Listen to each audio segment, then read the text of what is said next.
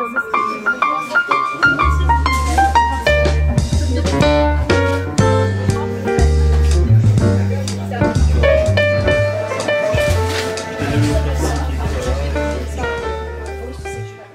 coffret est arrivé il y a quelques semaines déjà, mais c'est les films et le coffret João César Monteiro qu'on avait envie de mettre à l'honneur. C'est un cinéaste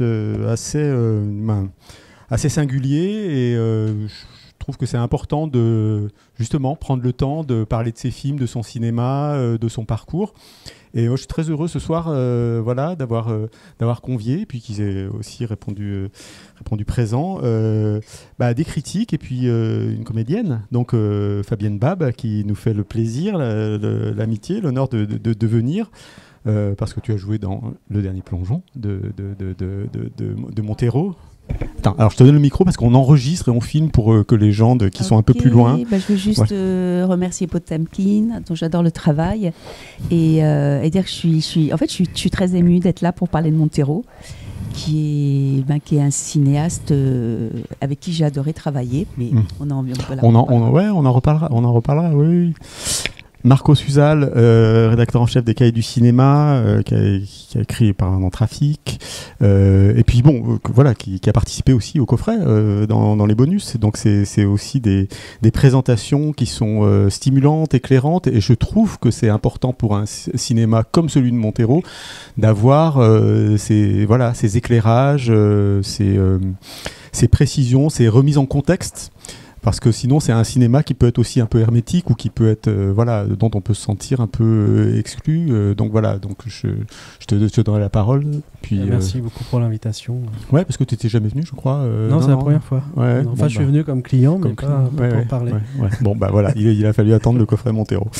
Thierry Jousse, que vous pouvez retrouver à la radio, pas seulement, à la télé aussi. Mais moi je te suis à la radio sur la télé, non. Sur Internet. Sur Internet, mais sur France Musique, c'est ça, Ciné Tempo, on te retrouve le samedi.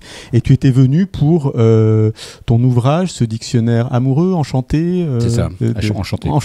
J'étais d'ailleurs enchanté d'être venu. Donc, Voilà, pour parler de la musique au cinéma. Et là aussi, on te retrouve dans le coffret Monteiro, dans les présentations, tu y as participé. Et encore une fois, je trouve que ce sont des précisions qui sont précieuses. Donc peut-être un d'entre vous qui peut nous dire quelques mots, Marcos peut-être, nous donner une petite introduction sur João César Monteiro, qui il est, d'où il vient, à gros traits comme ça pour resituer, parce que vous connaissez tous son cinéma ou certains pas trop, ou non, pas, voilà, il y a des gens qui n'ont peut-être jamais entendu parler de Monteiro, donc comme ça à gros traits pour le resituer. À gros traits, dire qu'il a commencé comme critique peut-être, il a commencé par la critique. Oui, il faisait partie d'un groupe de cinéphiles dans le Lisbonne des années 60, parmi lesquels il y avait d'autres cinéastes comme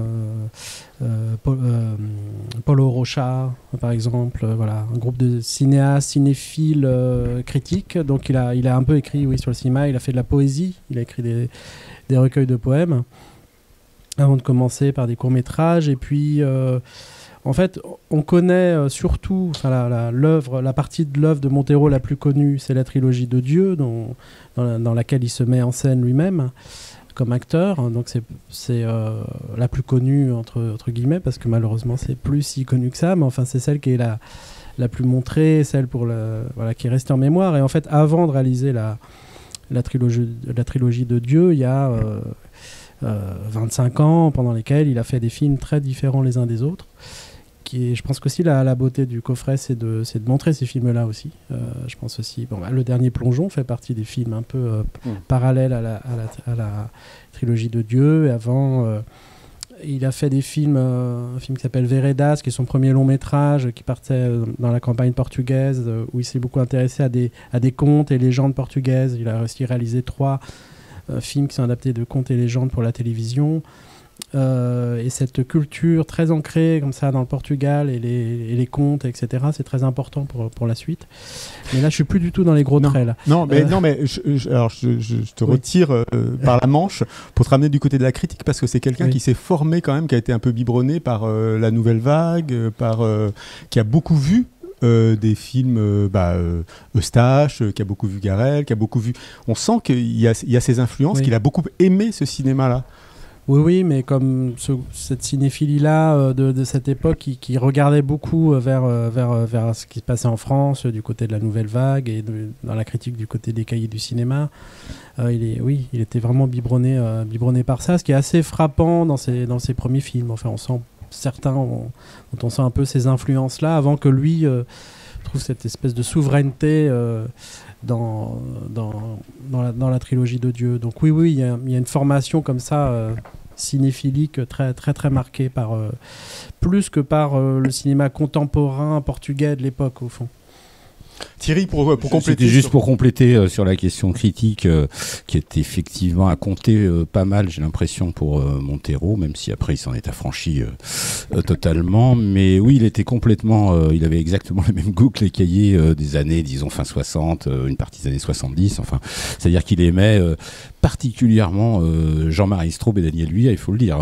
Il leur rend hommage. Parmi ses cinéastes préférés. En tout cas, à cette période, Garrel, Godard, évidemment, qui a été fondamental pour lui, Ackerman, effectivement Garrel. Enfin, c'était vraiment la modernité de la période. Il a épousé totalement en tant que critique. Sauf qu'après, finalement, quand on regarde ses films, il y a des influences qui viennent de là, mais ça reste quand même quelque chose qui est très différent, malgré tout, de ces influences-là qu'il a absorbées et il s'est développé, il a développé son cinéma à lui. Et puis, il y a un film qui est quand même aussi très important. Il y a quand même un film portugais, tu as mentionné le réalisateur, qui est le film portugais le plus important des années 60, qui est Les Vertes Années de Paulo Rocha, qui est un film curieusement pas édité en France. Je ne comprends pas. C'est un chef-d'œuvre. Qui parle c'est un chef-d'œuvre absolu. C'est vraiment un film central de toutes les nouvelles vagues de la période. C'est un film, c'est très compliqué à résumer parce que c'est très, je sais pas, ça parle, disons, de... Non, je pourrais pas le résumer. Il faut le voir. Non, franchement, c'est difficile. C'est pas un film.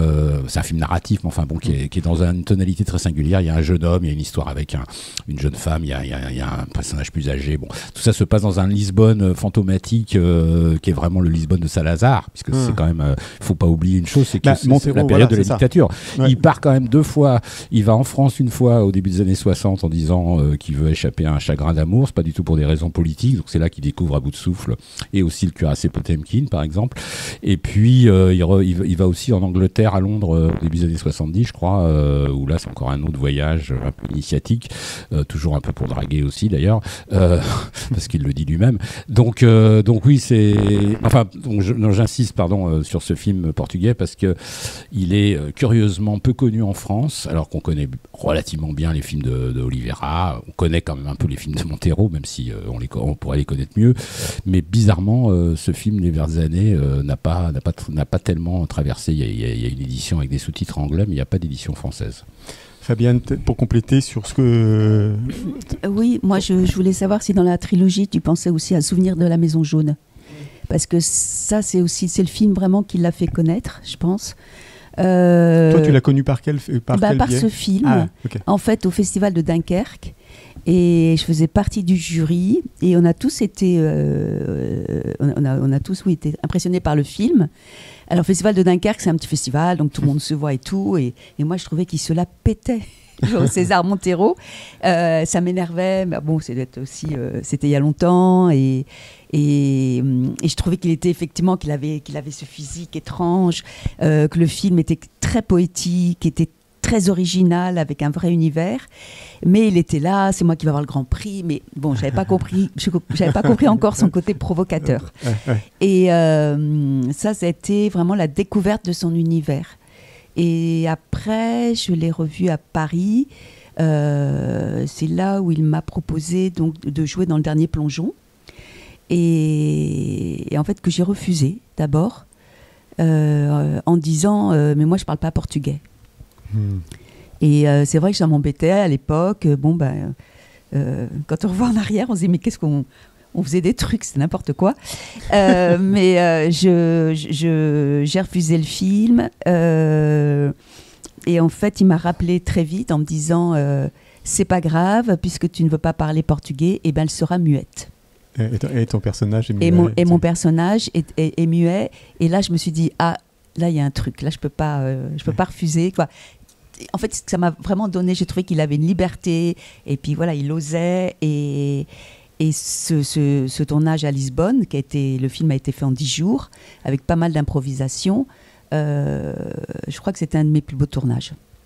Voilà, vraiment, on va en reparler, mais moi je l'ai découvert pour tout dire, et j'ai été assez impressionné par ce film-là, formellement. Il y a une urgence, mais une urgence qu'on sent pas tant que ça, mais on sent une maîtrise d'énormément du cadre, de ce qu'il arrive à capturer comme ça. Moi, j'étais très impressionné en fait par dans d'autres films. Comment ? Dans d'autres films aussi. Dans d'autres films, mais dans d'autres films, on sent qu'il a plus de temps, il y a plus d'ampleur et tout ça. Là, on sent, quand on sait que ce film a été tourné en 10 jours, on se dit mais c'est incroyable, c'est incroyable. 10 nuits. Oui, plutôt. On ne tournait que de nuit. Voilà, c'est un tournage que de nuit. Non. C'était Oui, c'était produit par Arte, et Paolo était au Festival de Berlin pendant ce temps-là. Parce que Paolo Branco était évidemment le producteur. Peut-être Thierry ou Marcos sur Montero, le personnage, le physique. À quoi ressemble Montero ? Qu'est-ce que c'est c'est quand même un physique particulier. C'est essentiel. Enfin, pour lui, en tout cas, dans sa décision de devenir acteur. On le voit à l'écran en même temps voilà. C'est-à-dire qu'il apparaît dans certains de ses films, de ses premiers films, et à un moment, il y a cette décision fondamentale, après À fleur de mer, très très beau film d'ailleurs, mais qui a été un échec. Il y a une sorte de crise chez lui, il pense arrêter le cinéma, et puis il écrit Souvenir de la Maison Jaune, et il décide de jouer le rôle principal. Et bien sûr, son physique est absolument essentiel à la pensée du film, puisque on le voit à la fin réapparaître en Nosferatu, et effectivement il y a quelque chose de Nosferatu chez lui. Sa maigreur extrême, à un moment très explicitement, je ne sais plus si dans Les Noces de Dieu, et envoyé à la maigreur de ceux qui rentraient de Buchenwald. Donc il y a vraiment quelque chose d'éminemment physique dans sa manière de se mettre en scène. Et du genre et de l'horreur, et du burlesque aussi. Oui, bien sûr. Et du burlesque aussi, parce qu'il y a de l'humour souvent. Il y a une dimension comique évidente toujours chez Montero, et effectivement d'une sorte de burlesque particulier dans sa façon de se mouvoir. Oui. Une élégance et une douceur. Je trouvais qu'il y avait une élégance, une douceur. Complètement. Dans ses gestes, là, quand on le voit et tout ça, oui. Thierry, peut-être ? Oui, et donc je rajouterai deux, trois petits détails à ce que disait Marcos. Effectivement, il a pensé arrêter le cinéma après À fleur de mer. Sa femme, qui était elle-même cinéaste, lui a dit si tu fais pas un autre film, je te fous dehors. C'est lui qui le raconte, hein, donc c'est important quand même. Et autre petit détail qui est assez amusant. Le Souvenir de la Maison Jaune, justement. L'autre petit détail qui est assez amusant, c'est qu'il n'a pas pensé à faire le rôle tout de suite lui-même, il a pensé à Roberto Benigni, qui était à l'époque pas du tout le Roberto Benigni qu'on connaît, enfin qu'on a connu après. C'était bien avant La Vie est belle et ainsi de suite. Il était pas très, il avait fait Don by Law, quoi. Et c'était pas un acteur très connu internationalement. Oui, Pupi Cacadodo, il avait fait quelques trucs, mais il était connu, mais pas, c'était pas une star. Donc on était déjà dans un registre dans la recherche d'un personnage. Totalement. D'ailleurs, il peut y avoir qui était burlesque, qui avait un côté aussi mélancolique. C'est-à-dire que si ça avait été Benigni, ça aurait quand même pas été le même film. Non. L'aspect burlesque aurait sans doute pris le pas sur le reste, alors que ce qui est intéressant chez Montero, il me semble que c'était vrai aussi, parce que moi je l'ai pas connu comme Fabienne, parce que je n'ai pas tourné avec lui, mais enfin je l'ai rencontré plusieurs fois. Je me souviens même avoir animé une rencontre avec lui à l'époque de la sortie de Sylvestre, donc qui est sorti 10 ans après. C'était à l'époque où Latina, donc maintenant le Luminor, et il avait un côté à la fois très drôle et un peu inquiétant quand même, un peu. On savait pas très bien. Enfin, il jouait beaucoup de ça, mais on savait pas très bien à qui on avait affaire. C'est-à-dire, on savait pas très bien ce qu'il allait faire comme sortie, comme facétie, comme la rencontre. Par ailleurs, c'est très très bien passé. J'ai aucun souvenir. C'est un type d'une grande intelligence, hein, aussi extrêmement brillant, mais qui n'était pas sur ce registre de l'étalage de la culture du tout. Donc c'était un personnage quand même extrêmement singulier et je pense que le coup de génie qu'il a eu, en effet, c'est quand même d'avoir pris son corps comme objet de cinéma, quoi. Alors attends, peut-être on reste sur le personnage et puis sur le côté érotomane quand même, moi, de Jean de Dieu, qui est quand même le côté le plus provoquant, subversif. Aujourd'hui, je ne sais pas s'il passe le crible, la grille MeToo, c'est compliqué sur pas mal, voilà. Mais peut-être comment le désir plutôt pour des jeunes filles, voilà, comment tout ça contamine son cinéma, et là déjà bien en amont, mais comment ça se déploie au fur et à mesure des films. Avant peut-être de parler des films qui pourraient être éventuellement problématiques, encore que j'y crois pas du tout à cette question, fait que ça soit problématique, parce qu'en réalité ça n'a pas assez d'audience pour être problématique. Pour être problématique, il faut vraiment être un peu plus connu que Montero. Et en plus il est mort, donc en général c'est moins pire. Donc et puis il a pas de casserole connue dans sa vie. Après on passera le micro à Fabienne.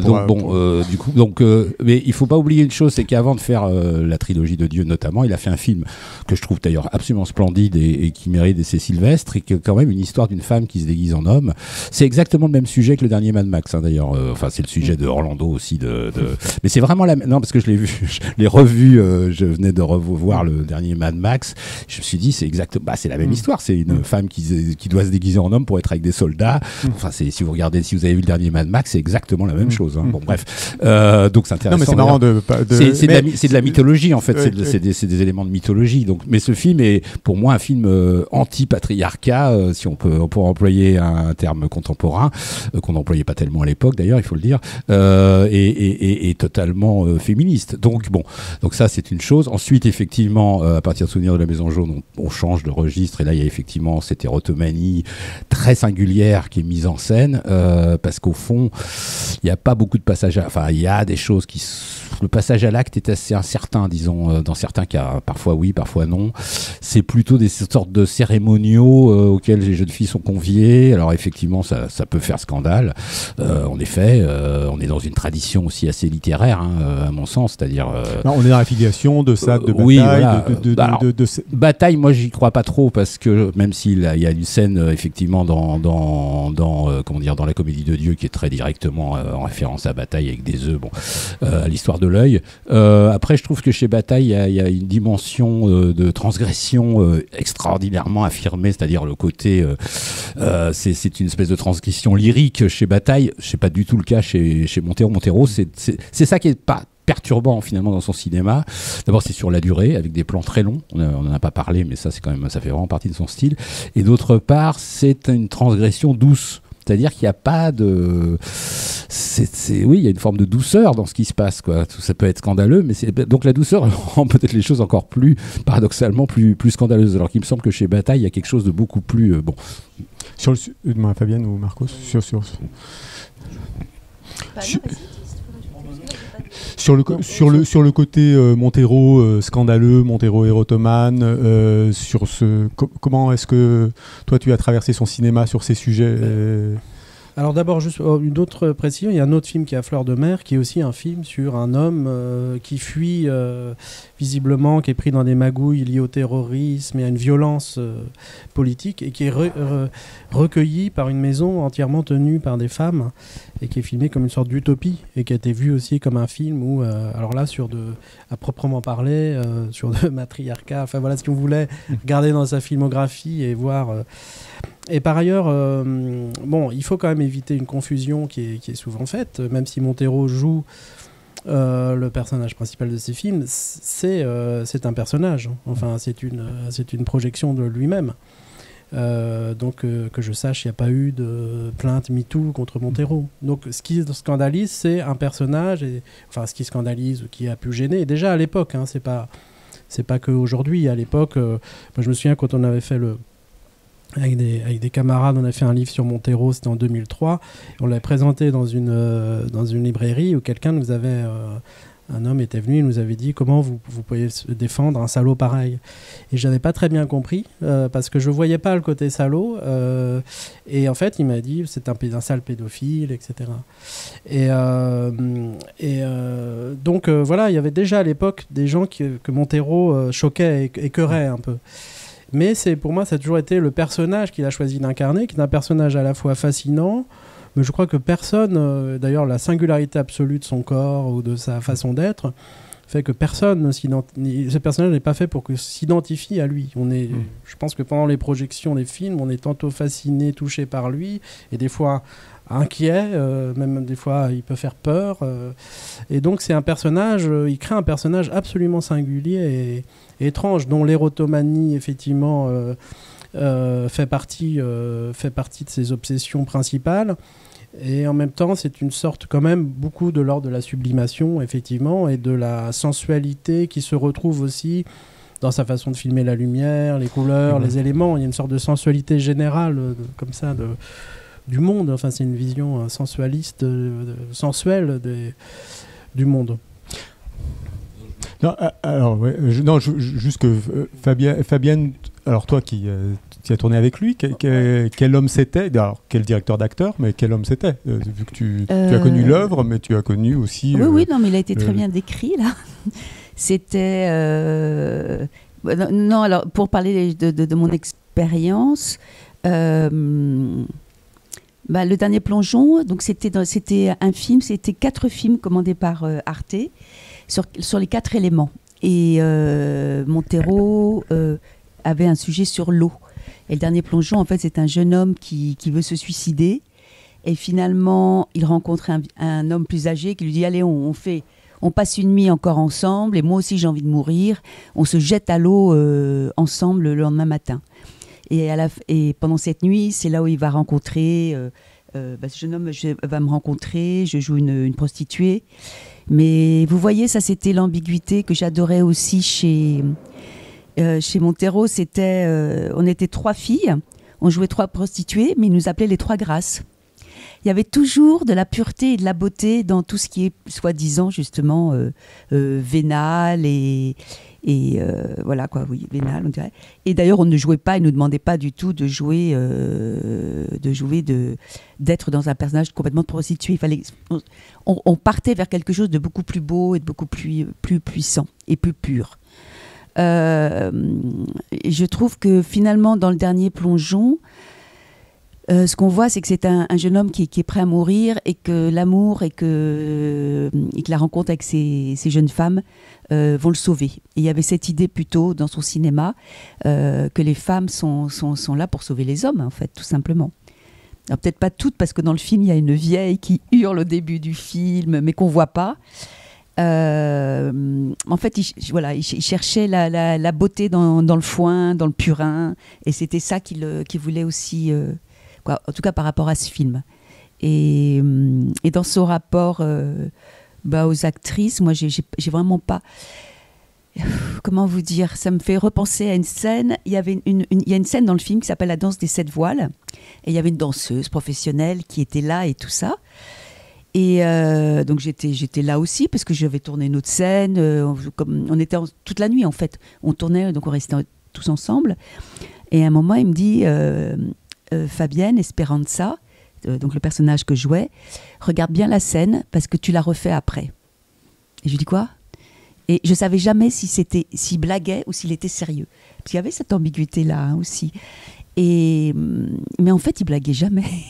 En fait, il était toujours plutôt sérieux, même dans ses propos qui étaient comme ça, qui débordaient. Et je lui dis, mais je peux pas le faire. Je peux pas. Je connais pas la danse, je connais pas... Et là, pour rejoindre la douceur dont on parlait aussi tout à l'heure, il a juste dit si tu peux pas le faire, bon, c'est vraiment dommage. Et là, j'ai compris que ça valait le coup de le faire. Donc, en fait, de toute façon, si c'était pas bien, il l'aurait pas gardé. Si c'était pas, voilà, c'était juste une liberté aussi de tout d'un coup de réinventer des scènes et de proposer autre chose. Et donc, on l'a tourné. Et je sais plus quelle était la musique sur cette. C'est un truc super connu puisque c'est La danse des 7 voiles, c'était, mais je sais plus. Et dans les 2 versions, donc il y en a une avec la danseuse professionnelle magnifique, la musique magnifique et tout. Et puis après, il y a moi, c'est plus improvisé évidemment, et il n'y a plus de musique. Et voilà, c'est ça aussi le cinéma de Montero, c'est une sorte d'expérience cinématographique de chaque instant. Mais voilà, avec beaucoup de liberté Et voilà, ça j'ai vraiment adoré. Je veux juste rajouter que j'avais plusieurs projets avec lui. Je devais jouer dans la Comédie de Dieu. Et puis, c'était cette fameuse fois où le film, on était tous à Lisbonne, maquillés, habillés, sur le plateau, prêts à tourner. Et à un moment, il a dit, non, on arrête le film. C'est pas comme ça que je conçois le film. Il a tout arrêté. Et en fait, au fond de moi, je me suis dit, il a raison, il y a quelque chose qui va pas. Je trouvais qu'il y avait quelque chose qui était fabriqué, qui lui correspondait pas. Et ça, c'était, moi, quand je parle de cinéaste, j'ai envie de dire, c'est la liberté avec lui. Il y a une liberté aussi il n'y a pas d'interdit, il peut y avoir la provocation, mais il y a aussi de l'amour du cinéma. Il y a beaucoup de poésie aussi, parce qu'il est extrêmement cultivé. Donc, il y a du sens aussi dans tout ce qu'il fait. Ouais, mais moi, la première fois que j'ai découvert un film de Montero, je suis vraiment ressorti avec ce sentiment-là. C'est-à-dire, je ne savais pas que c'était possible d'être aussi libre formellement dans son propos et tout ça. Et j'étais ressorti avec une sorte de bouffée d'oxygène comme ça, en me disant, mais il découvre, il défriche des territoires de cinéma, il constitue son territoire du cinéma, il l'assume pleinement. Et ça, en revoyant ces films, ça m'a posé aussi la question ce côté provocateur, mais aussi est-ce qu'aujourd'hui encore, est-ce que ça vieillit suffisamment bien quelque part. Et ce qui me tenait à ces films, c'est vraiment le style et le cadre et tout ça, parce que on va parler de ça, mais faut le dire, c'est des cadres qui sont d'une beauté quand même absolue. Là, je voulais qu'on montre un extrait du dernier plongeon. Peut-être, Fabienne, tu l'introduis peut-être un peu. Oui, c'est la scène. Je reconnais, oui. Et pour dire encore une fois que ce film a été tourné en 10 jours, que on pourrait dire que c'est une scène qui n'était pas écrite, par exemple. Ouais.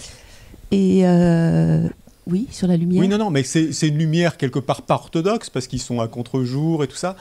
Et je trouve que moi, je suis impressionné par la justesse, c'est-à-dire qu'avec les contraintes, il fait quelque chose de réellement... c'est le plan qu'il faut, et il y a quelque chose même au niveau du son, vous allez entendre le travail au niveau du son. Mais toi, quel est le souvenir qu'est-ce qu'il vous a demandé là, précisément ? Je me souviens plus. Tu te souviens plus ? Moi, je me suis raconté toute une histoire sur sa direction d'acteur et tout ça. Mais effectivement, c'était pas écrit, et il voulait qu'on... En fait, c'était une scène où on sent qu'ils deviennent très amoureux, mais il fallait qu'on soit un peu comme des enfants. Et qu'on se fasse notre cinéma à nous en ombre chinoise. Ouais, voilà, je me souviens. Bon, alors je lance l'extrait et puis après on en reparle.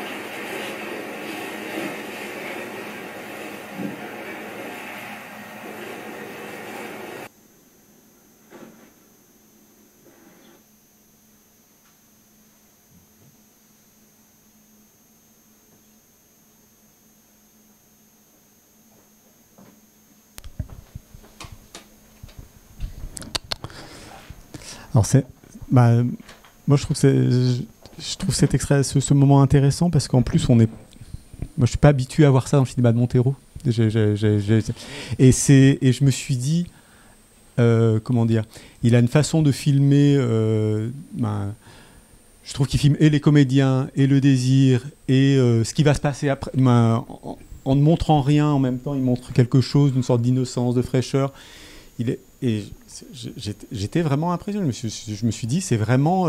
il s'est filmé presque une sorte d'alter ego jeune. C'est une sorte de jeune amoureux aussi. Et c'est pas seulement un vieux pervers qui est là à sauter sur les petites jeunes filles. C'est-à-dire qu'il s'est filmé la jeunesse de l'amour. Tout ça. J'étais assez bluffé par toute la proposition. Et en plus, je trouve qu'il a des fins, mais la fin du dernier plongeon est juste. Tournesol, là, oui. C'est les tournesols et tout ça, c'est juste. C'est une des plus belles fins c'est incroyable quand même. Il arrive, je trouve, à des niveaux de maîtrise et de cinéma. Encore une fois, pour un film fait en 11 nuits ou 10 nuits. Parce qu'il y a aussi, ça me fait. Enfin, en voyant cet extrait, même s'il n'est pas extrêmement caractéristique de tout Montero. Mais et d'ailleurs tu l'as évoqué avant, la lumière, le travail sur la lumière qui est très important chez lui, et notamment il voulait utiliser le minimum de lumière artificielle. Alors là on est en intérieur, il y a des éclairages artificiels par derrière, mais il y a des éclairages très minimalistes. Enfin voilà, il est très économe en termes de lumière, et notamment tous les extérieurs sont il n'y a aucune lumière d'appoint, c'est avec des réflecteurs, et ça c'est une chose qui est frappante dans ces plans qui sont souvent des plans assez longs, des plans séquences avec un cadre assez large. C'est qu'aussi une des choses qui les rend splendides, c'est la lumière et la façon dont ils laissent la lumière rentrer, évoluer dans le plan. Enfin, c'est toujours des histoires de lumière aussi, ces plans. Et il y a une anecdote comme ça, c'est un de ses chefs-op, alors je sais plus lequel, mais qui racontait qu'il avait été recruté par Montero. Ils étaient assis sur une place, dans un café, très ensoleillé, et Montero montre à ce chef-op un Porsche d'une porte, et en lui disant, qui était très obscur, très sombre. Et Montero lui dit, mais comment tu éclaires ça, par exemple, si on doit tourner une scène, un personnage rentre, traverse la place, rentre par ce Porsche, comment tu l'éclaires? Et le chef-op lui dit, mais j'éclaire pas, c'est très beau, ce trou noir dans la... Et Montero lui a dit, très bien, tu es engagé. Parce que c'est ça ce qu'on voit chez Montero, effectivement, vraiment la lumière telle qu'elle est naturellement, avec des choses qui ne sont pas... admis généralement dans les règles académiques sur la lumière, et donc quand il y a d'une obscurité dans une place noire, eh bien dans une place ensoleillée, on la filme, et puis aussi le passage des nuages, comment des nuages font changer la lumière, etc. Tout ça sont des choses auxquelles Montero était extrêmement sensible. Alors là j'y ai pensé, mais c'est un autre type d'éclairage, mais c'est toujours des lumières extraordinaires en fait chez Montero, voilà, quels que soient les plans. On peut dire que d'ailleurs ce que tu décris, ça vient en droite ligne de Godard et Straub, très directement, parce que vous trouvez des effets de lumière de Godard dans les années 80 qui sont assez proches de ça, avec justement le jeu sur la lumière naturelle. Évidemment, c'est pas une copie, mais c'est quelque chose qui a... Et l'incarnation de la lumière dans le film, dans le cinéma des Straub, qu'on aime ou pas, c'est quelque chose de fondamental. Donc ça vient aussi de cette tradition-là, en tout cas. J'aimerais bien juste revenir sur la discussion d'avant, quand même, sur la question de la transgression et sur, si je puis me permettre, il me semble qu'on était un peu rapide sur la question, qui est quand même pas négligeable. Non, je voulais juste ajouter une chose, c'est que dans la plupart des films où il se met en scène et où il peut y avoir des choses qui peuvent être dérangeantes, il y a un châtiment systématique, c'est-à-dire que le personnage est toujours châtié. Alors ça prend des formes assez bouffonnes dans certains cas, notamment dans la Comédie de Dieu, si je me souviens bien. Voilà. Donc il y a du burlesque. Le burlesque, d'ailleurs, il faudrait le définir, le burlesque de Montero, parce que c'est quand même un burlesque très particulier. C'est un burlesque que j'appellerais un burlesque raide, moderne, c'est-à-dire qui n'est pas le burlesque de Chaplin ou de Keaton, même si ça serait plus proche de Nelly Moretti, tout en étant très différent. Mais il y a une forme de raideur, enfin, c'est volontaire, quoi. Donc il résout quand même ce conflit. Alors, parce que c'est un personnage personnage le personnage de Jean de Dieu, c'est un asocial profondément, qui parfois est dans le social, parce qu'il est patron d'un magasin de glace quand même. Alors, j'ai préparé un extrait de la Comédie de Dieu. Et donc dans la Comédie de Dieu, mais c'est un personnage. Donc le social finit par le ressaisir, le rejoindre à la fin souvent, et c'est la forme d'un châtiment entre guillemets que ça prend aussi, il me semble aussi dans le Souvenir de la Maison Jaune. Enfin, je sais plus très bien, non, parce qu'il ressort, oui, parce que c'est ça, il ressort de terre. Et d'ailleurs, c'est marrant ce truc sur Nosferatu, parce que lui, il prétend qu'il n'avait pas pensé à Nosferatu. Il dit que c'est en lisant un livre de Jean-Louis Schaeffer qu'il a découvert qu'il avait fait ce rapprochement avec Nosferatu. Hein. C'est ce qu'il dit dans un entretien que j'ai relu avant de venir. Et d'ailleurs, mais par contre, il l'a bien intégré, puisque dans la Comédie de Dieu, son personnage s'appelle Max Montero. Oui, alors dans l'entretien qui avait été fait à l'époque dans les cahiers, il dit oui, ça peut être Max Schreck, mais ça peut être aussi Max Linder, Max Ophuls, Max machin. Donc il brouille les pistes tout le temps de toute façon. Hein.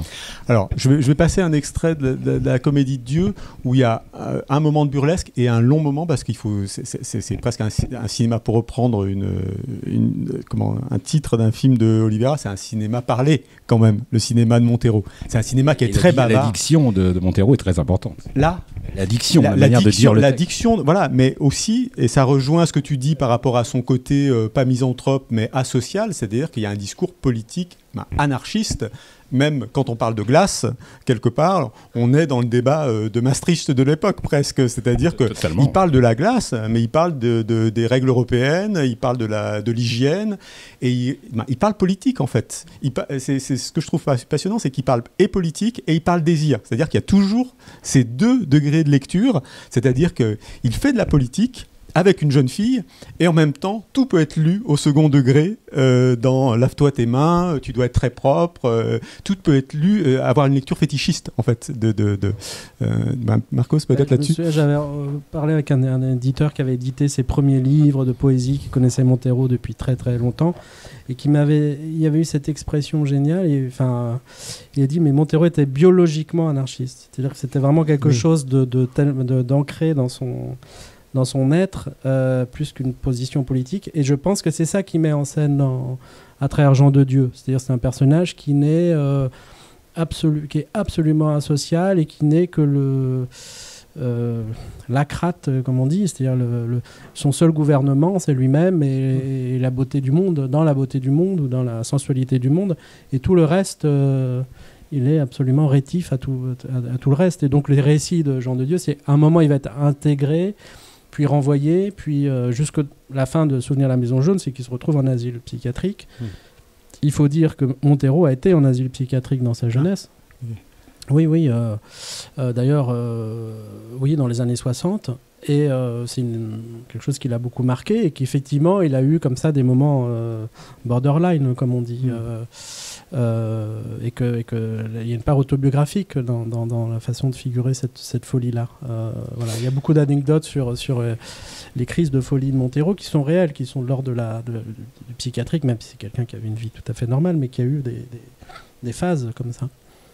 On passe l'extrait et après on parlera du bassin de John Wayne aussi, qui est aussi un film un peu malade dans sa filmo.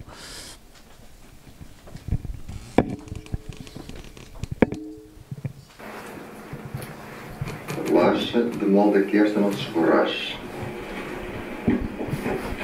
Distender os músculos da mão. Mão morta, vai bater àquela porta. Estás a seguir?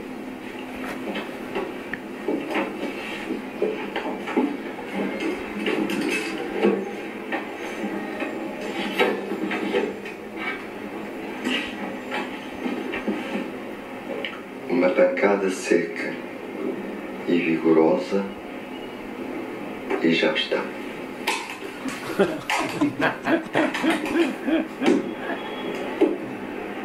Estou destreinado, mas a ideia é esta.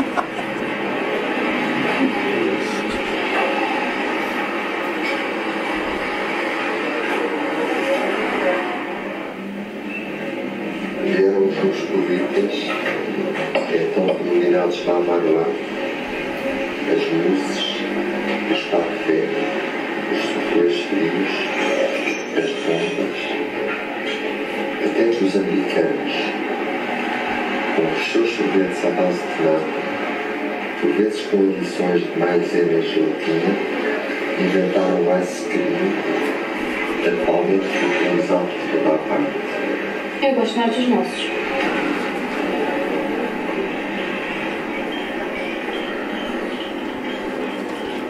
É imenso o império do ice cream.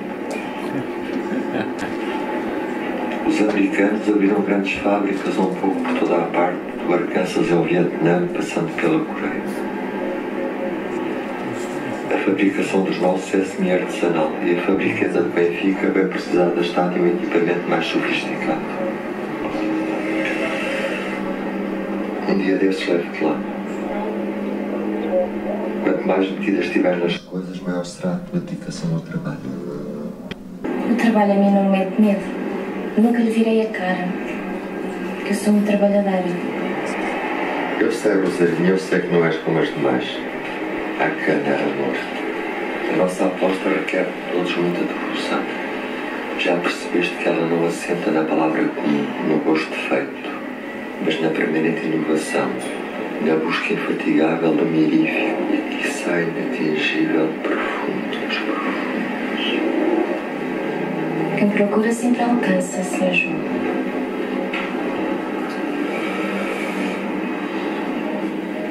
Nós não procuramos a verdade. Procuramos a nossa Ariana.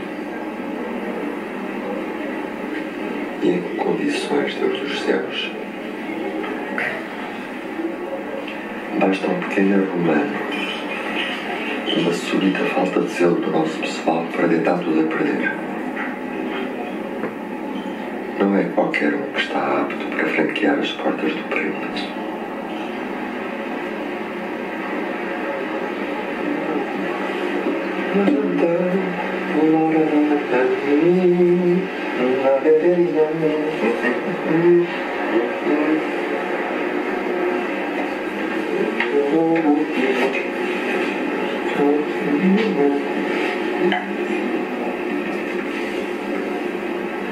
É tu caminho na boca, assim, para comigo, para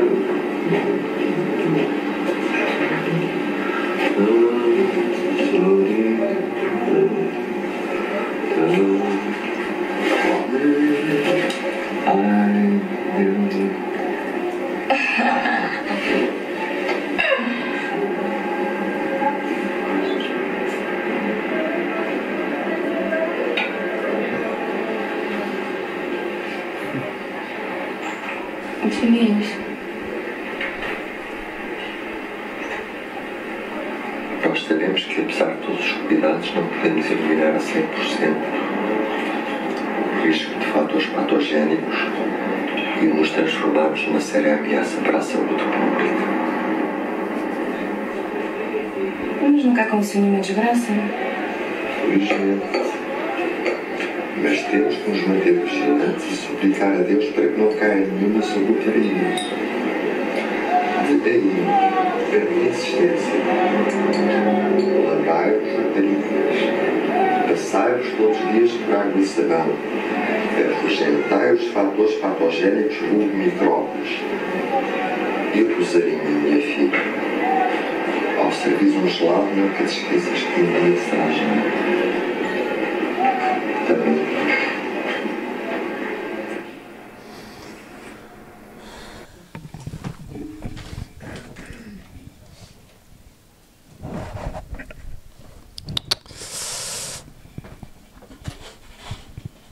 Je sais pas si tout le monde a vu le film d'ailleurs, parce que faut expliquer qu'ici Jean de Dieu se retrouve chargé d'un magasin de glace et il essaie de faire des glaces les plus exquises et les plus raffinées qui soient.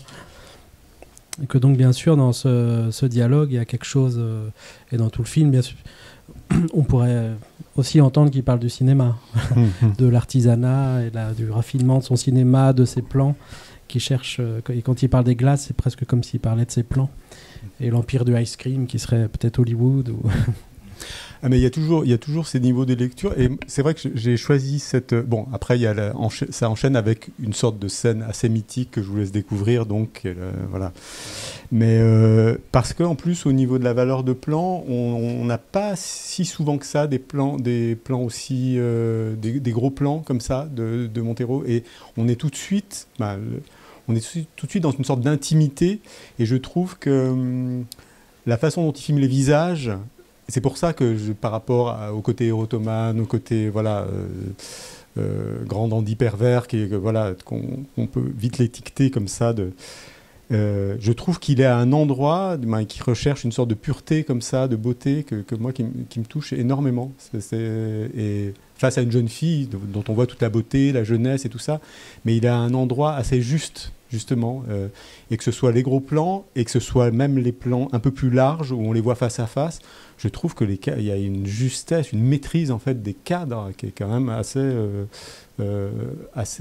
incroyable, quoi. Moi, je sais pas.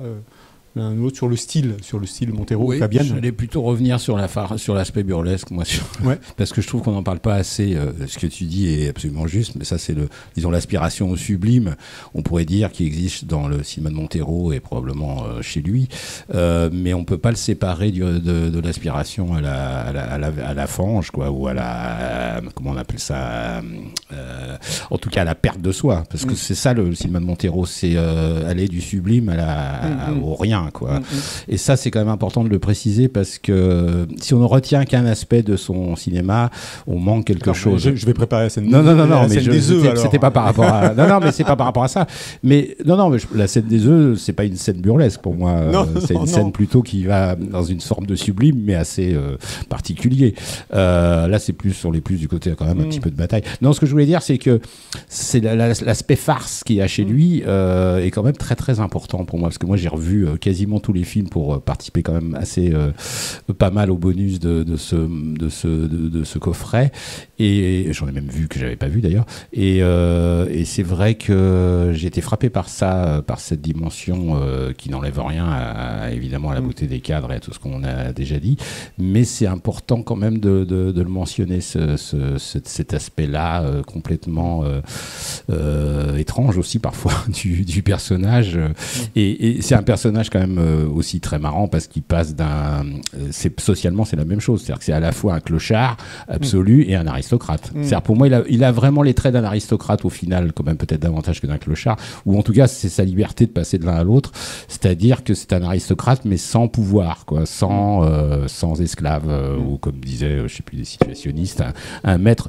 Oui, c'est un dandy aussi un peu à la Huysmans, quoi, disons à fin de siècle, un côté un peu décadent, mais c'est pas qu'un dandy, c'est quand même moi je pense qu'il y a une dimension aristocratique dans son cinéma, mais pas dans le sens social, quoi, enfin pas dans le sens idéal, c'est-à-dire dans le sens philosophique, ou Baudelaire ou Nietzsche, enfin de ce type de figure aristocratique, ou comme disaient j'allais dire je sais pas, les situationnistes, un maître sans esclave, quoi. C'est-à-dire mais il y a cette aspiration là aussi, donc tout ça est assez j'ai pas du tout répondu à la question, non, mais tout à fait. Mais c'est une autre façon de voir les choses. Ça me fait penser à une autre. Oui. Le tout début de la séquence, moi, ça m'a fait penser à un côté burlesque, mais ça m'a fait penser à un prof de piano qui a dit à son élève comment attaquer un concert. Donc, commencer par se décontracter, et puis, alors là, c'est raté, et on attaque. Oui, parce qu'il enseigne le geste, parce que c'est un cinéaste du geste aussi. Ouais. Donc effectivement, le geste burlesque, mais la grâce passe par les gestes, et même dans le faire, là, les glaces, tout est dans le geste. Alors l'aspect burlesque, c'est que lui, il rate complètement, et que Montero est à la fois d'une grande grâce et élégance, et en même temps, il peut être très balourd et rater complètement, et chuter au milieu de cette grâce. Donc c'est ça, c'est les deux aspects. Ce que tu disais me faisait penser à une autre référence très marquée dans Souvenir à la Maison Jaune, qui est von Stroheim. Il adorait von Stroheim, et c'est ce côté l'aristocrate, mais en même temps qui va dans la fange. C'est très von Stroheim. Et Stroheim était un faux aristocrate. Oui, mais Montero aussi, d'une certaine manière. Voilà, oui, qui vient d'une famille assez modeste, d'ailleurs, Montero, pas du tout aristocrate.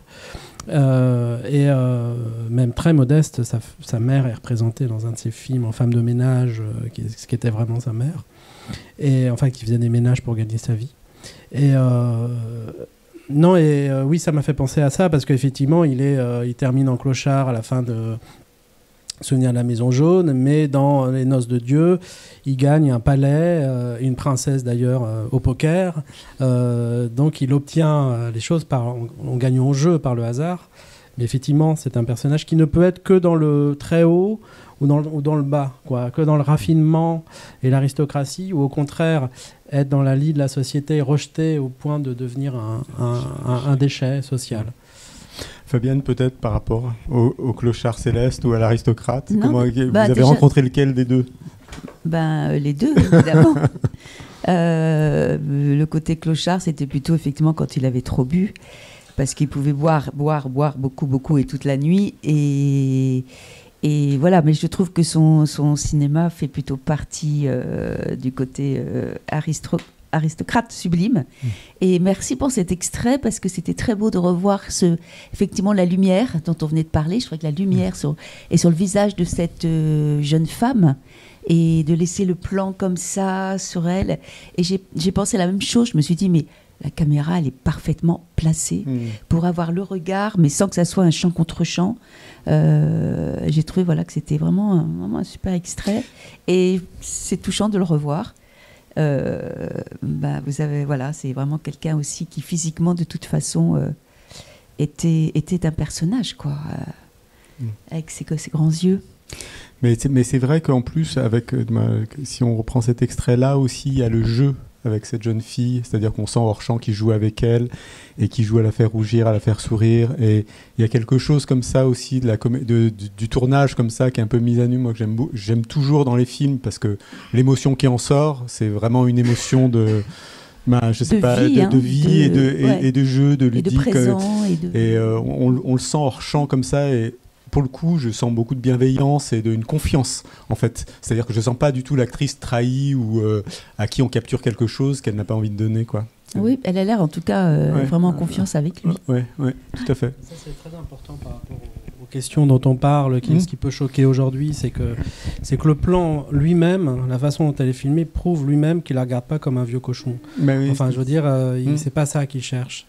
Et qu'il y a toujours ça dans les scènes, même qui peuvent paraître perverses, c'est qu'il y a quand même, c'est une forme de grâce qu'il cherche. Et qu'à la limite, même si lui se met en scène comme un vieux cochon, c'est pas comme ça qu'il regarde et qu'il va représenter les jeunes femmes, et ça c'est très important. Et sur son regard, alors, le gros plan, parce que lui il a un regard extraordinaire, très bleu, et sa façon de bouger la tête, c'est un physique absolument incroyable. Bon. Au moment de la sortie de la Comédie de Dieu, il n'y a pas eu de scandale du tout, en fait. Le film a été accueilli par à peu près toute la critique, y compris la revue où j'écrivais les cahiers du cinéma, donc quasi unanimement. Le film est celui qui a le mieux marché, je crois, d'assez loin même de Montero. Donc il n'y a pas eu de... Enfin, il y avait sans doute un attrait du sulfureux pour une part, mais il n'y a pas eu non plus de scandale, de polémique majeure, enfin... même si après c'est venu peut-être un peu plus tard, parce que déjà tu parlais de 2003. Ce qu'on peut dire, sans trahir, peut-être je vais pas dire de qui il s'agit, mais c'est que quand un prof qui n'y est plus maintenant à la FEMIS a voulu montrer un extrait de la Comédie de Dieu, les étudiants, il y a eu des étudiantes et des étudiants qui ont refusé de voir l'extrait. C'est-à-dire, c'est le film, parce que c'était le film d'un vieux pervers, d'un vieux cochon, et ainsi de suite. Mais ça, c'était beaucoup plus tard. C'est dans les années, je pense, 2010. Donc donc ça, je le sais, puisque c'est la personne elle-même qui était prof, en l'occurrence. Bon, je peux le nommer parce qu'il s'en cache pas. C'est Alain Bergala, donc qui raconte ça. C'est-à-dire qu'il dit d'ailleurs que ça a contribué à le faire partir de la FEMIS. Donc voilà. Bon, ça, c'est une anecdote un peu à part, mais c'est pour dire que la question du scandale est arrivée finalement plutôt postérieurement à sa mort et à son cinéma que de son vivant à proprement parler, quoi. Je prépare un extrait des Noces de Dieu. Si quelqu'un a une question, n'hésitez pas.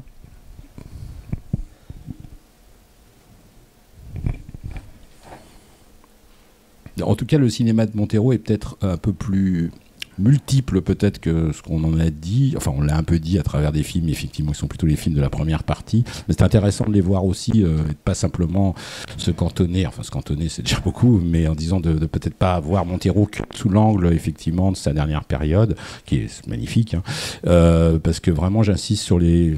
Marcos a parlé d'Aflor d'Omar et moi, je parlais de Sylvestre. Et moi, je trouve Sylvestre est un film absolument... Pour moi, c'est un des 2 ou 3 meilleurs films de Montero, et c'est vraiment un film à redécouvrir totalement, parce que il est moins...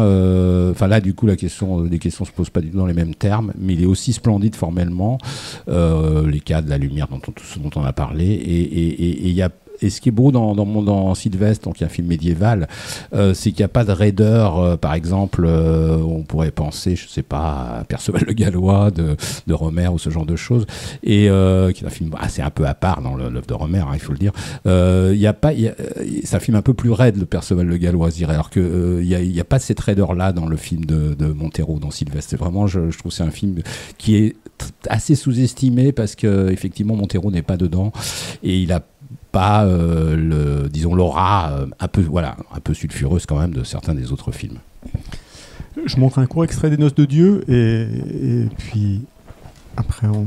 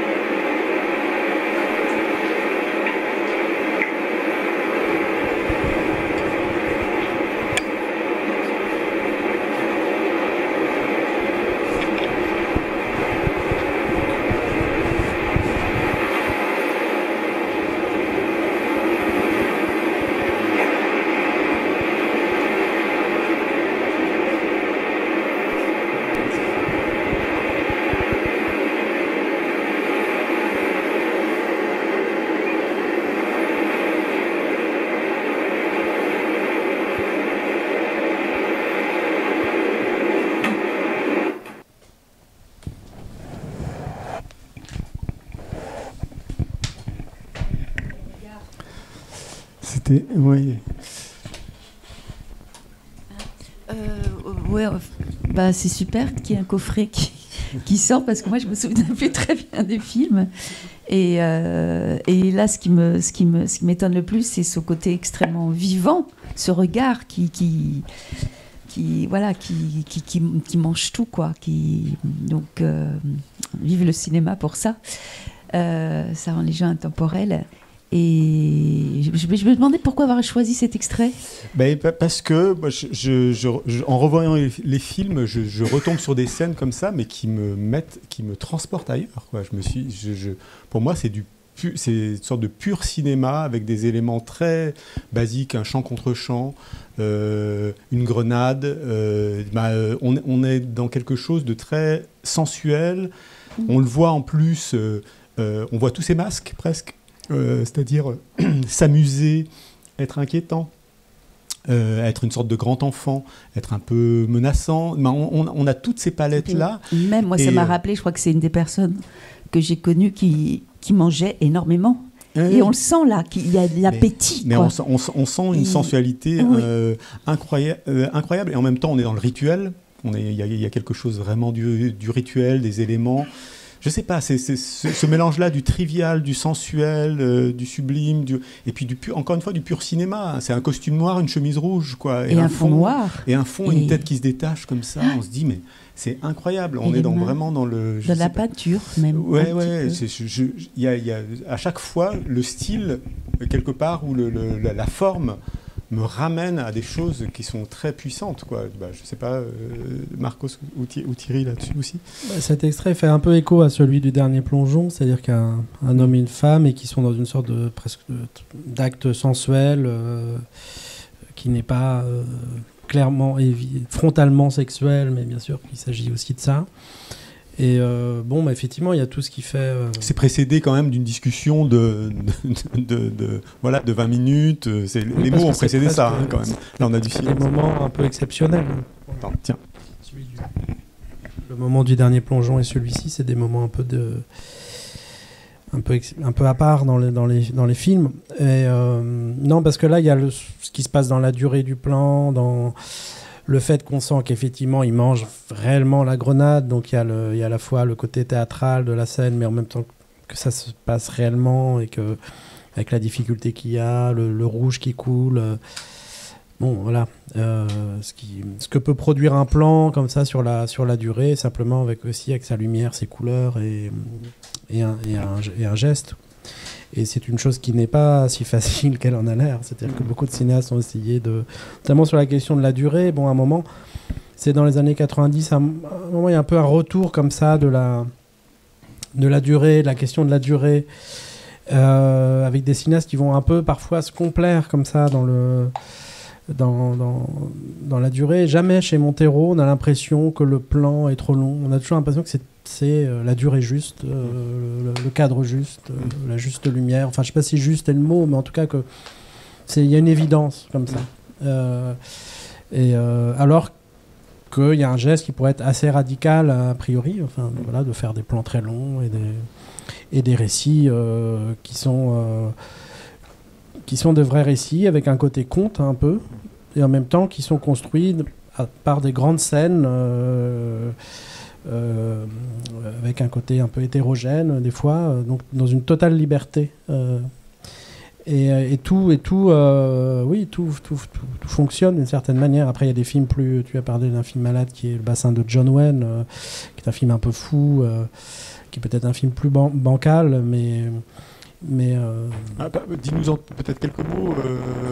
Le bassin de JW d'ailleurs, parce que en fait ça s'appelait Le bassin de John Wayne, mais c'est lié à une carte postale que lui envoyait Serge Danet, où Serge Danet disait « J'ai rêvé que John Wayne jouait merveilleusement du bassin au pôle Nord ».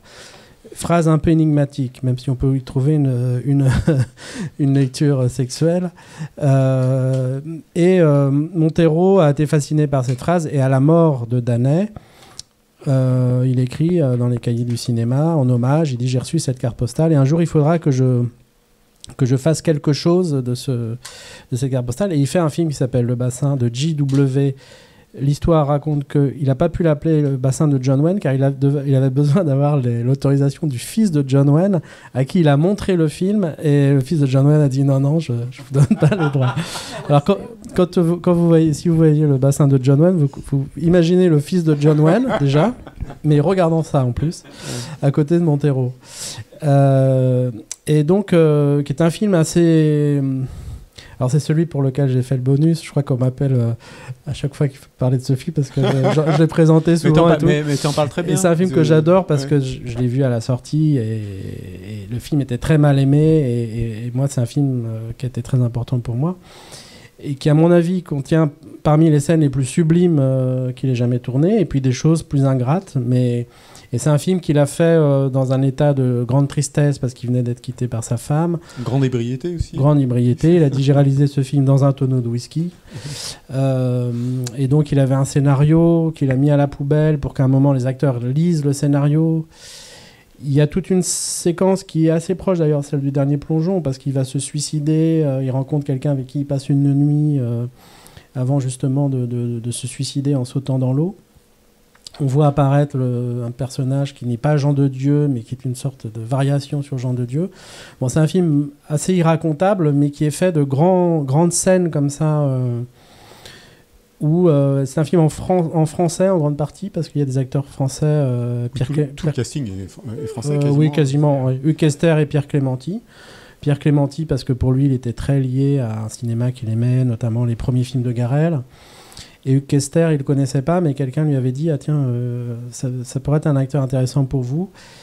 Et Montero a dit « Bon, qu'est-ce qu'il a fait ?» Il a joué, par exemple, dans un film d'Éric Rohmer. S'il a joué chez Rohmer, qu'il vienne. Et donc, mais c'est un film formidable, mais c'est un de ses films les plus fous. Et un film un peu limite, d'ailleurs, qui a été moyennement accueilli à l'époque par la critique, mais il y en aura un autre encore plus limite après, qui est Blanche-Neige, qui est un film quasiment qu'en écran noir.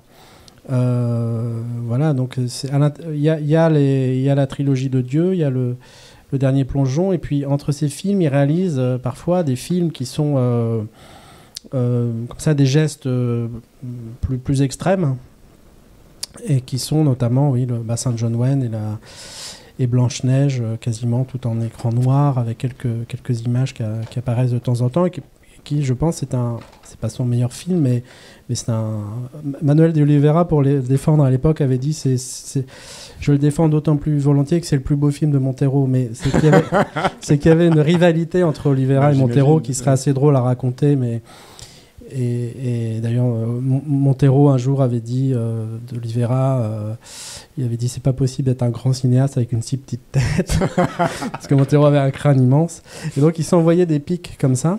Et en même temps, Oliveira, quand il va faire il a fait jouer Montero dans un de ses films, dans Amour de perdition, il joue un petit rôle, mais dans un autre plus tardif qui se passe dans un asile psychiatrique où il y a que des personnages de romans.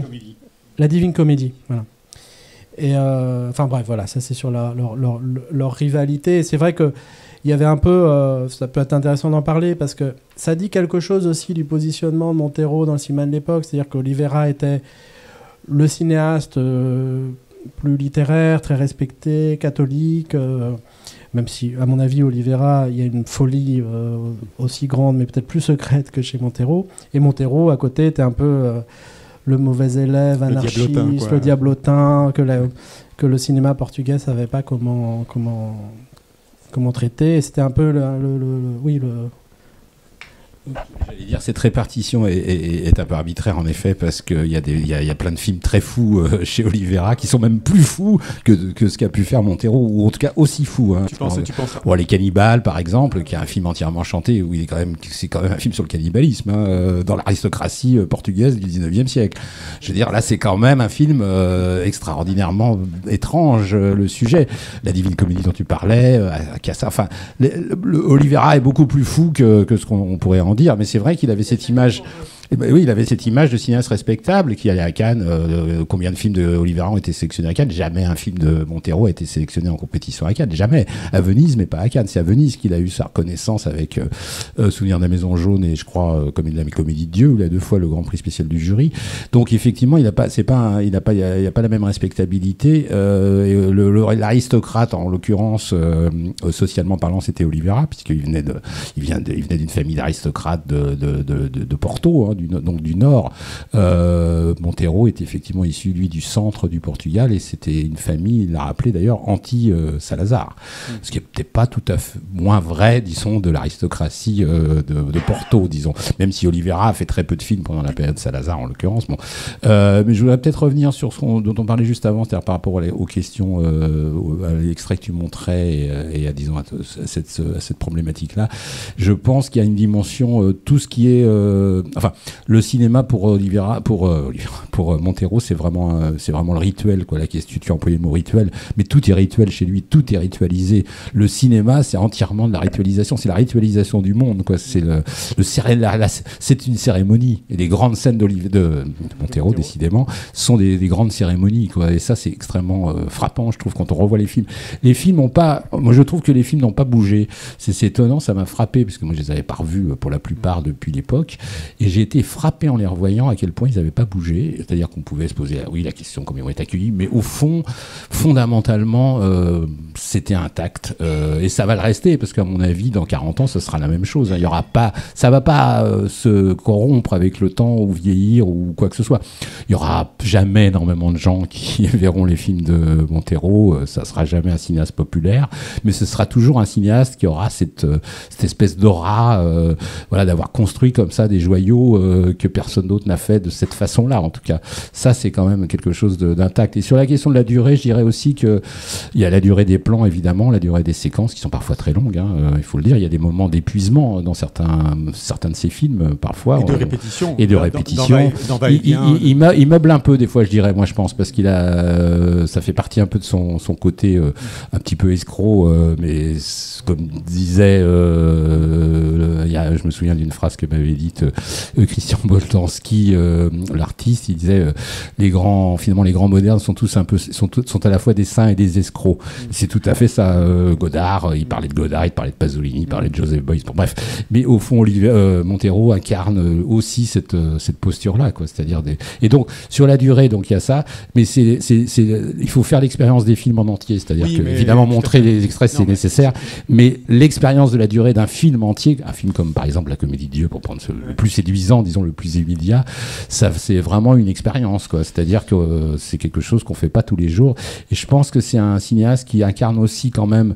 C'est un moderne, je le disais, et il y en a pas beaucoup des modernes finalement depuis 30-40 ans. Aujourd'hui, il y aurait qui Albert Serra, Miguel Gomes, peut-être, et peut-être j'en oublie sans doute, quoi qu'on en pense par ailleurs. C'est marrant que tu parles de Serra parce qu'il y a quelque chose de commun. Il y a une filiation dans le fétichisme aussi, dans les époques, dans les durées, dans le rapport, oui, tout à fait, assez christique, un peu sacrificiel comme ça. Il y a dans le rite, dans le rituel. Dans le dernier, Tardez de Soledad de Serra, on est quand même... c'est entièrement sur rituel aussi. Mais peut-être Fabienne, sur la cérémonie, mais comment, au niveau du tournage, après c'est une expérience singulière, le dernier plongeon, mais comment est-ce qu'il était sur le plateau? Est-ce qu'il demandait beaucoup de prises? Ou est-ce qu'il était... comment il était avec ses techniciens? Est-ce qu'il y avait quelque chose d'assez... Quel souvenir tu en as, toi? Ça roulait. Ouais, ça roulait. J'avais vraiment... C'est lui qui cadrait? Non, il cadrait pas, il n'était pas au cadre? Non, c'était pas lui, mais je sais plus qui c'était. Je crois que c'était un chef opérateur français. Dans ses consignes ou dans ses... Comment il était? C'était une petite équipe. Et les premiers jours, il y avait une fête religieuse à Lisbonne, très connue, donc je me souviens plus le nom, mais qui est vraiment très populaire. Et c'est là où on a commencé à filmer. Donc en fait, on était une petite équipe et ça improvisait pas mal. Parce qu'on suivait, ou la scène justement quand il fait la queue aux toilettes et tout ça. Bon, ça c'est pareil, c'était pas dans le scénario. Et en fait, il a beaucoup utilisé aussi ce qui se passait et le décor réel de cette fête populaire. Je sais que nous, on se maquillait nous-mêmes. Il ne voulait absolument pas de maquilleuse et tout ça. Comme je disais tout à l'heure, il fallait effectivement, on était 3 prostituées, mais vraiment, il nous appelait tout le temps les 3 grasses. Et il y avait beaucoup d'improvisation, beaucoup de liberté, peu de prise. Peu de prise. Ouais, peu de prise. Même là, l'extrait qu'on a vu, je crois qu'on a fait 2 ou 3 prises. On n'avait pas le temps non plus. On a quand même fait un film en 10 jours. Je viens de vivre ça de nouveau récemment, et sinon c'était avec Paul Vecchiali. Mais on fait pas beaucoup de prises. On est vraiment... Et au niveau de la durée des plans, lui, il avait des consignes ou par rapport au moment où ça s'arrêtait, où quand tu dis qu'il y avait quand même beaucoup d'improvisation, et dans le même temps, il les essaie plans... de tourner. Il essaie de tourner, d'accord, ok. J'ai pas du tout de souvenir moi je vous dis, j'ai un souvenir d'une liberté artistique extraordinaire. Et cette scène par exemple où tu lis cette lettre et tout ça, là, j'avais préparé l'extrait, mais bon, on va pas le montrer, on le laissera. Mais ça a été fait plusieurs fois ou c'était juste une fois? Ah oui, une fois. Ouais. D'ailleurs, en le revoyant, je me disais, mais pourquoi ça m'énerve quand le metteur en scène, ils vous prennent des choses, mais ils vous dirigent pas. Je trouve que j'ai souvent la tête baissée. Je lis vraiment la lettre et je regrette à ce moment-là de ne pas avoir un metteur en scène qui pourrait me dire, tu sais, la caméra est là, mais peut-être qu'il ne veut pas intervenir là-dessus. Après, c'est des trucs de metteur en scène aussi. Oui, mais je sens qu'il y a quelque chose de la fraîcheur comme ça, de la prise ou de la première prise, où c'est quelque part, si ça bute et tout ça, c'est pas. Mais bon, ça on rejoint quand même quelque chose d'assez moderne, et puis dans la direction d'acteur. Oui. Oui, puis c'est quand même toujours prendre ces moments de vie. Voilà, j'avais beaucoup senti ça. Et dans la scène de danse, donc, tu nous en as déjà parlé, mais bon, c'était une prise aussi.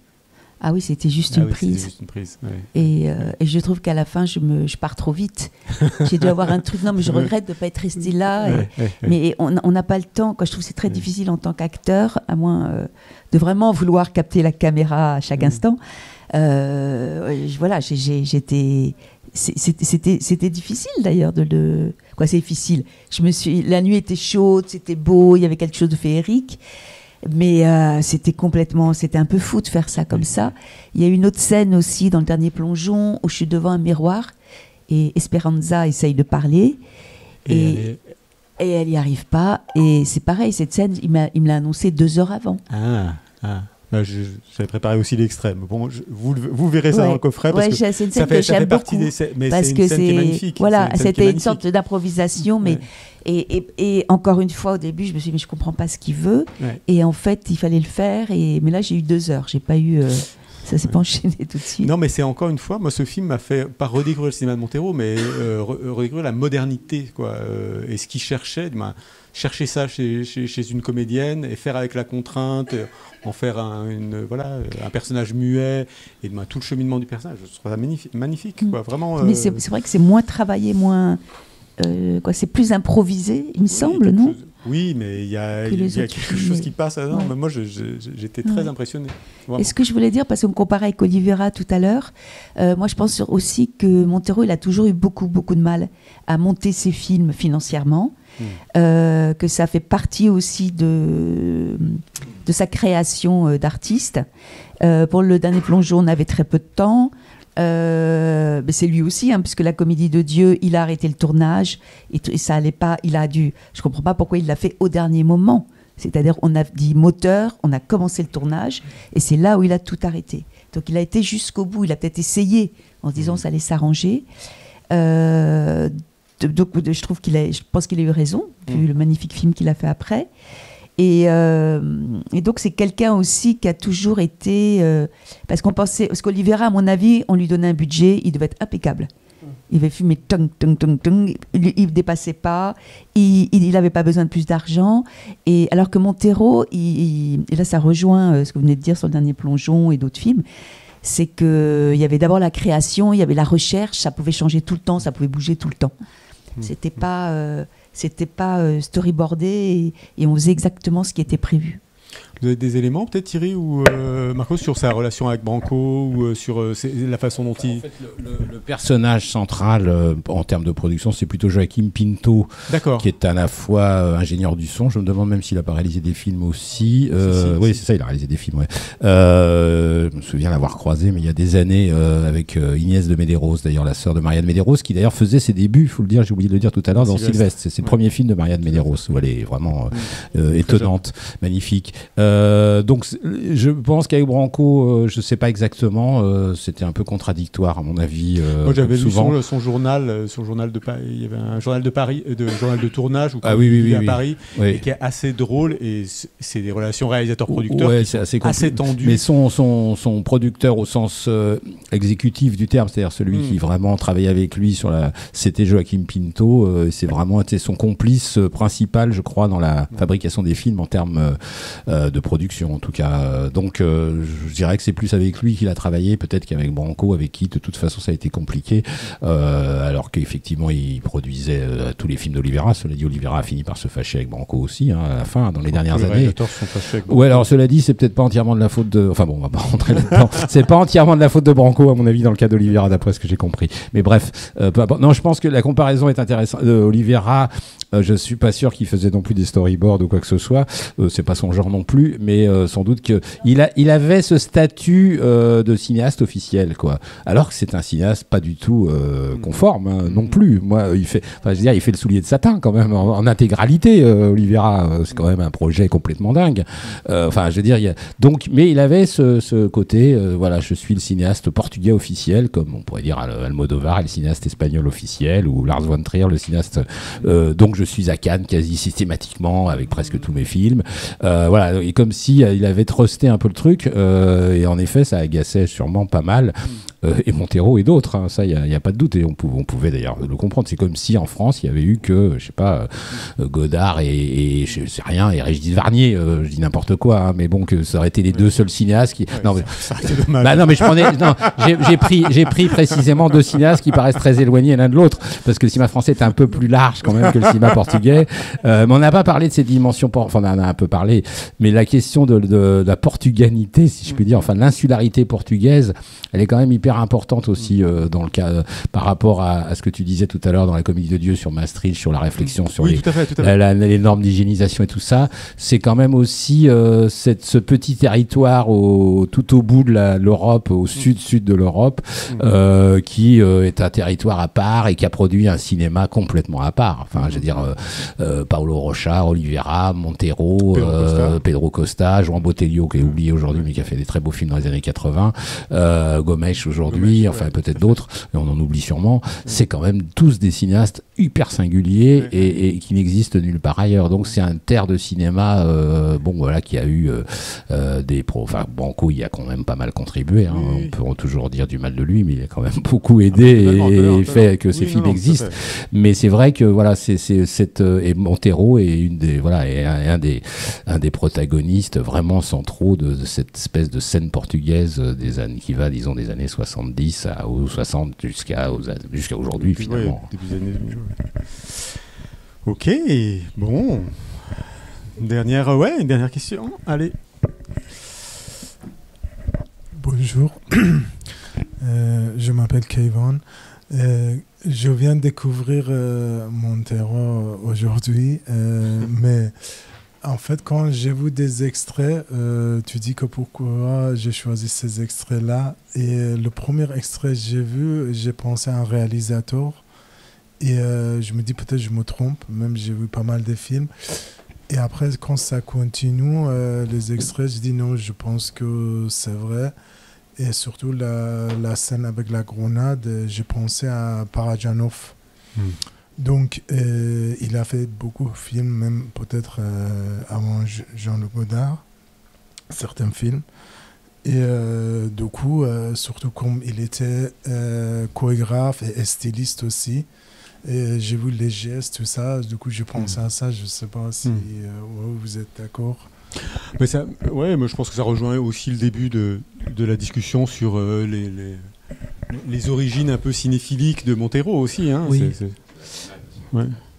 Oui, puis je pense que Le côté conte, effectivement. Oui, tout à fait. Et je pense que le point commun aussi, c'est, alors même si c'est plus peut-être rigide chez Parajanov, c'est ce rapport entre un cadre qui est presque une sorte de scène pour le cérémonial, avec des choses qui sont préparées, écrites. Mais à l'intérieur de ce cadre, de cette cérémonie, ce qui les intéresse aussi, c'est de filmer, y compris chez Parajanov, peut-être moins dans Sayat Novak, dans les films plus tardifs, ce qui peut arriver de hasard en filmant des animaux, le vent, les choses. Donc ce rapport entre quelque chose de très préparé et cérémonial, mais comment aussi c'est un cadre à l'intérieur duquel le hasard peut jouer. Et la beauté de la lumière, des éléments chez lui, ou des accidents. Du premier tournage de La Comédie de Dieu, il avait tourné quelques scènes qui ont donné des courts-métrages, dont un où c'est une scène où il est en train de manger avec une femme et il y a un papillon qui passe, et il prend le papillon et il le mange. C'était absolument pas prévu. Et donc, non, il en a fait un court-métrage et des scènes comme ça, alors c'est un exemple spectaculaire, mais des choses comme ça, il en arrive constamment dans ses plans. Ces petits hasards avec lesquels il va jouer. Mais ça, c'est beau et c'est très important que ça rentre à l'intérieur d'une chose qui est assez précise, et notamment un cadre très précis. Et donc ça, c'est peut-être le lien aussi avec Parajanov, je pense, là où ils peuvent se retrouver. C'est-à-dire puis le lien avec la peinture aussi, qui est complètement évident, mais qui est présent chez Parajanov, mais vraiment la composition d'un cadre dans lequel, oui, il y a une liberté, en effet. Mais... La peinture est plus présente chez Parajanov, malgré tout. Quand même. Oui, tout à fait. Parce que le rapport à la peinture de Montero, c'est ambigu. Le rapport à la lumière, quoi. Ouais, c'est ça. Parce que le problème, c'est quand on parle de peinture par rapport à un cinéaste, comme disait je sais plus qui, quand un cinéaste meurt, il devient peintre. Donc il y a cette tentation de l'immobilité mais qui en fait il y a des cadres fixes, mais il se passe en effet, il y a une tension finalement à l'intérieur du cadre, il se passe énormément de choses. Donc effectivement, la dimension picturale existe, mais elle n'existe pas pour elle-même. Peut-être davantage chez Parajanov d'une autre manière. Mais c'est le côté, chez Parajanov, c'est les icônes en fait du Moyen-Âge, donc c'est encore une autre histoire. Allez, une question. Oui, j'avais une question sur tout à l'heure, Marco Suzal, vous disiez que il avait beaucoup souffert de l'échec de À Fleur de Mar. Et ce qui, moi, en revoyant ces films là, à l'issue de la sortie du coffret, il y a quelque chose qui m'est venu, qui m'a fait un peu étrange, c'est l'impression de voir avec À Fleur de Mar, le voir arriver pratiquement à son maximum de son style, on va dire holderlinien, très lumineux, pratiquement très pur et très mythologique, où le salage d'une morue ou même un chat devient très mythologique, et de le voir presque changer complètement son fusil d'épaule de cette première partie qui s'achevait avec, pour moi, Les Deux Sommets, Sylvestre et À Fleur de Mar, et de voir ensuite avec La Comédie de Dieu presque un aspect plus célinien venir, où il fait la place au scabreux de la misère, à tout ce qui a pu, on va dire, toutes les petites mesquineries dont est capable l'être humain quand il est dans la misère, et de le voir aller vraiment vers ce versant un peu plus célinien, quitte à vraiment perdre à un moment donné ce côté mythologique qui va revenir de plus en plus à la fin. Et c'est vrai que je me demandais si ça avait à voir avec la mauvaise réception d'À Fleur de Mar, ou si c'est vraiment une trajectoire qu'il avait en tête dès le début, quoi. Non, sûrement pas en tête dès le début, parce que c'est une œuvre qui a été faite vraiment... il a eu du mal à faire ses films, etc. Donc je pense que c'est un choix, une décision assez forte, un bouleversement dans sa filmographie, de choisir de faire Souvenir la Maison Jaune et presque plus encore de se filmer lui-même. C'est peut-être aussi... c'est là aussi il commence à regarder la société d'une certaine manière. Parce que si vous regardez ses autres films, soit des films un peu...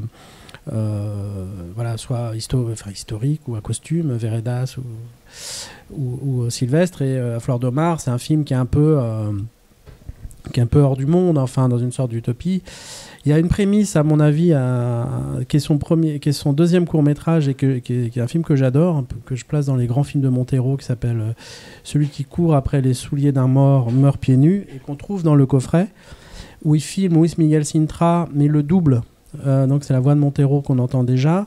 Et on voit au début Montero avec une femme et un film Super 8. Et c'est un film très autobiographique où ce sont deux jeunes gens qui errent un peu dans les rues, qui pour avoir des vêtements, disons, se renseignent sur les endroits où il y a eu un mort et vont donner leurs condoléances à la veuve pour essayer d'avoir quelque chose. Et à un moment, il y en a un qui obtient une paire de chaussures. Et c'est un film qui dure 30-40 minutes et, à mon avis, qui annonce un peu la dernière période.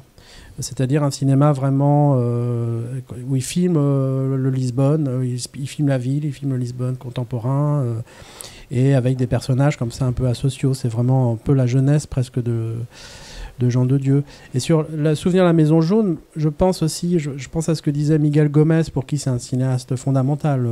Montero, c'est son cinéaste, disons, qui considère un peu comme son parrain en cinéma. Et il racontait que quand il a vu Souvenir la Maison Jaune, c'était un choc parce que lui habite Lisbonne. Et tout d'un coup, de voir Lisbonne filmé comme ça, et de voir ce personnage se promener dans Lisbonne, a été une sorte de choc pour lui, beaucoup de gens de sa génération. Et parce que c'est effectivement, à ma connaissance, oui, là, il filme la ville, il se confronte à la ville, avec ce côté, effectivement, peut-être un peu célinien, surtout dans Souvenir de la Maison Jaune, je dirais. Oui, il y a du Céline, oui. Effectivement, quelque chose peut-être de plus âpre, et aussi où il regarde sa propre folie aussi, en retournant dans l'asile psychiatrique où il a été interné, où il va refilmer des scènes. Donc il y a une dimension autobiographique dans ces films-là qui fait que c'est vraiment un tournant dans son travail. Mais Sylvestre et À Fleur de Mar, c'était pas fait en studio aussi? Sylvestre, oui, et l'autre, non? Non, je pensais que c'était... Oui, il y a juste... Sur le court-métrage dont tu parlais, qui est intéressant, enfin qui est vraiment très intéressant même à voir, parce que moi je l'avais jamais vu d'ailleurs, et c'est l'occasion de... C'est un film aussi qui a une dimension un peu eustachienne. On pense au premier Eustache, quoi, les deux moyens-métrages, La même mauvaise fréquentation, et un petit peu Le Père Noël et les yeux bleus. Et ça fait beaucoup penser aussi à ce film, pardon d'y revenir, les Vertes années de Paulo Rocha, où il y a cette dimension aussi d'un Lisbonne un peu fantomatique. Et ce sont des films aussi faits sous le temps de Salazar. C'est-à-dire que Salazar, c'est quand même, c'est pas rien. Je veux dire, la dictature pendant des années, pendant des décennies, l'Espagne a connu ça, le Portugal a connu ça, et quand même, ça a marqué aussi quelque chose chez ces gens-là, chez des artistes comme Montero. Je pense que c'est quelque chose aussi qui a été très, très pesant et auquel il a eu envie, il disait même pas politiquement, mais même simplement existentiellement, il fallait essayer d'y échapper d'une manière ou d'une autre, quoi. Bon, on va s'arrêter là.